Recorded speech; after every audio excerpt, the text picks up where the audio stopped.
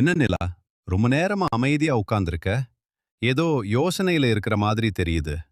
யோசனை இல்ல கதிர். இப்பதான் தியானம் செஞ்சு முடிச்சேன். அந்த அமைதியை அனுபவிச்சுட்டு இருக்கேன். தியானமா?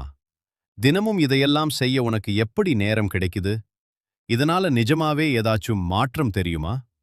கண்டிப்பா கதிர். தியானம் பண்றதுனால கிடைக்கிற நன்மைகள் நம்ம கற்பனைக்கும் மேலானது. எனக்கு தெரிஞ்ச சில விஷயங்கள சொல்றேன்.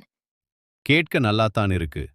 ஆனா தியானம்னா ஏதோ ஒரு மந்திரத்தை சொல்லிக்கிட்டு மணிக்கணக்கா உட்கார்ந்திருக்கணும்னு நினைச்சேன்.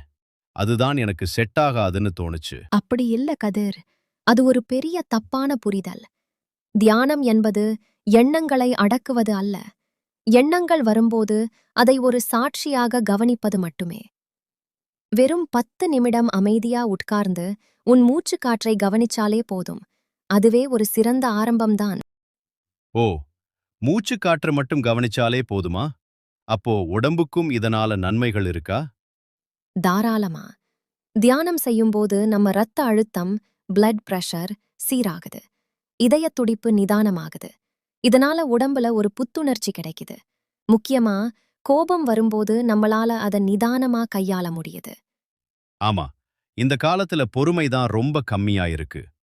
நீ சொல்றத பார்த்தா எனக்கும் தியானம் கத்துக்கணும் போல இருக்கு. சூப்பர் கதிர்.